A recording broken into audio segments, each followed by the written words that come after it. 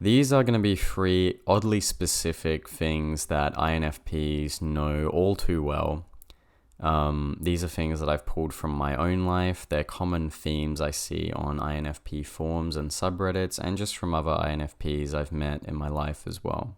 The first oddly specific INFP thing is the sense of loving or liking the idea of something so much more than you actually like doing the thing itself. How many times have you had an idea for a new picture that you want to create, or a new project that you're going to start, a new job that you're going to get into, and you have this grand tapestry in your mind and it just feels so right, and you're imagining all of the different possibilities from it and how it's really defining your values and how it's giving you a deeper sense of who you are, and you're really going to be able to embody yourself and really going to be able to put yourself into it. And maybe if you're like me, you might even spend hours, like I like to pace a lot, so I'll just pace around my house and I'll kind of daydream about the thing, and I'll see it from all different angles, and I'll imagine myself like people asking me questions about the thing from a future standpoint and how I came together with that idea. And it's almost like it becomes like this grandeur thing almost, where there's such an infatuation with the idea, with the notion of the thing, and then everything's set and you feel like you know what you want to do. You feel like you know the thing that's really most meaningful to you there. You sit down to start the project, or you've started the job, and then it doesn't seem to match up. Like, it doesn't seem to have that same color. And I think this is because of our extroverted intuition. We just pull from so many possibilities, and we're excited from so many different possibilities at once. We're excited about seeing how all these different parts interrelate to create this big tapestry. And then that plugs into our introverted feeling, and we just have this sense that it's the right thing. And it's weird to feel like you found the perfect thing for you 7 days out of the week, like every day. And it might be a similar theme, but it's always like maybe a different variant of that thing. And there's just a sense of being so infatuated and so in love with the idea that the reality of it can just never really match up. And I think this is confusing sometimes for people, because they're like, okay, cool, I'll present some big grand scheme, and then it's like, well, okay, how are you actually going to do it? And then you're like, and then when you start actually getting into the specifics and the details, it's not that you don't respect them or you don't appreciate them, or it's not that you don't understand that, big things require a lot of work. But it's more like it just doesn't really seem to have that same sense of color as your imaginary variant of it. And I think other types can often be a lot more in touch with the realistic component, although they may lack that vision and that idealistic sense of what it could be, and they might lack that color. They can have a much more realistic sense, like, of what it actually takes to put that in. And because they have more of a realistic sense of that, they can be more in tune with that. And I think as INFPs, oftentimes we do just find ourselves getting so caught in the vision that it sometimes just can't really match up to the reality of it. And I think ultimately what we seek to do, right, is we want to bring our dream and our vision as close to reality as we can. And that's what I think the purpose is for us as INFPs. It's to take our idealism and our vision and to paint the canvas of life with that, right? We want our life to be a depiction of those things that feel the most right for us. After all, we are introverted feeling dominant, so we're going to make judgments and decisions on what feels the most right to us, and that can often be an exciting bunch of things like that. Second oddly specific thing to INFPs, I think, is strong emotional comeuppances that can be seemingly random or out of nowhere. There are so many times when I'll go to bed in a really good mood and I'm completely fine, and then I'll wake up in just a complete different state, and it's almost like I'm very aware of the effect, I'm very aware of the emotion, but I don't necessarily know where the emotion is stemming from. And I think that a lot of INFPs can feel this sense of just really deep sadness and not really know where it's coming from a lot of the time, because it's stemming from like this mysterious inner abyss of introverted feeling, that there's all this stuff going on inside, and it's really difficult sometimes to map out exactly where this feeling is stemming from. And I think it can be really difficult to talk to people about this a lot of the time, because if someone sees that something's up with you, you have that FI stare, right? That sense of like you're kind of looking out at the world, but most of your attention is going in, and people around you, the people who care about you, can see that something's going on, and they're going to talk to you. They're going to be like, hey, what's going on? Are you feeling bad about something? Is it something I did or something I said?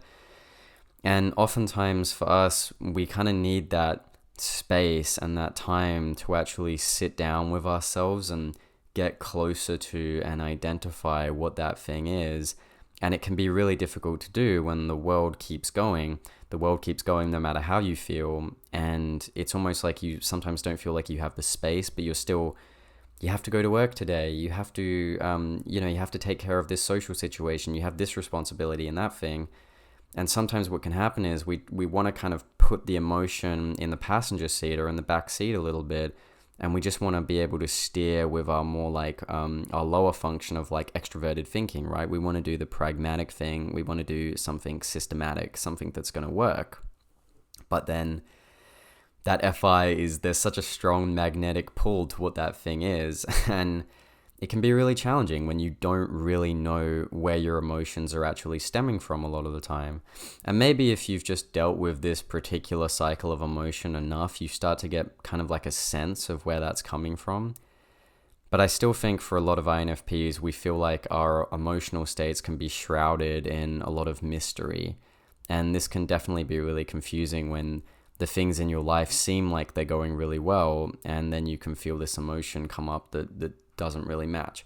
And it can be on the reverse as well. It doesn't just have to be like these strong negative emotions, but it can also be elation, or you might just notice, like for me, sometimes I'll just be walking in a forest or I'll be walking on a trail or something, and I'll notice how beautiful the landscape is, and it just triggers something in me, something that's like I think I'm very sentimental in a way, and there's just some sentiment or some connection that I feel like I have to that environment. And I don't really understand what's triggered it exactly, but it's kind of like this lasting effect that's in my aura in a way. Like it sort of moves around with me. And I think this is something that INFPs know all too well. It's the seemingly random comeuppance of emotion, and you just not really necessarily being able to identify where that thing is. The third thing, I think this is going to be the most oddly specific of the oddly specific, and I think this is something that if you're an INFP watching this, you're going to relate to a lot. And it's not really having a solid sense of identity or a really solid sense of who you are. Like, it's difficult in a world where the first thing you do when you meet someone is like, hi, I'm Nathan. It's like, oh, what do you do? Who are you? Like, they're kind of asking in so many words, like, who are you? And there can sometimes be this sense inside of not really feeling aligned to the answer, it's like sometimes it can almost make you like kind of suddenly introspect, and it's like, oh, who am I? We're exploring for our intuition all of these different potentials and possibilities, and we're going through these really intense and disparate cycles of feeling for our introverted feeling, and then we're kind of drilling into them with SI and figuring out the different components. But as that just keeps moving, because it's not like it's just like a solid object of identity that you're exploring and making sense of, but you're always taking in new impressions, you're always getting interested in new things, you're always meeting new people and reading new books and having complete different experiences. And it's all sort of melding together into this big melting pot of identity. And it can often make our sense of identity, I think, for us feel very fluid. And sometimes this can be really incredible because it's like, we don't want to just be bogged down. We don't want to just be part of a mob and to conform and have like a set of like a cultural identity or a personal identity and just have that. We want to be able to be fluid and open and to move with the different influences that are making up who we are as like this mosaic that's forming itself over time. But I think where it can be really challenging is that a lot of the decisions that you make now, the investments that you make now into your future, whether it be with the kind of relationship that you want, or the kind of career that you're going into, the kind of craft or the art form that you're looking to invest most of your time and energy into, the way that we're often taught to figure out what that is we do that by kind of, it's like, okay, who are you and what do you like? But for us, a lot of the time, it's like, do you know who you are? It's like, well, I kind of have all these senses of like how I feel about different things. And I kind of have all this interest in all these different areas, and I can tune into things in this what seems like a very unique way. But no, I don't really seem to know what's solid in me. And like I said, there's just that fluidity of identity. And I think this is something that INFPs feel a lot. It can be difficult when you're trying to base your life off of a sense of something that you don't really feel like you have a lot of the time. So that's the third one. I think that third one is what I notice most prominently in myself as well. If you got value out of this, if you learned something new, I appreciate you subscribing, helping me build up the channel. Like the video and share this to anyone who you feel like will get value out of it, who you think might be an INFP and might relate. I hope you're having a beautiful day, and that's me.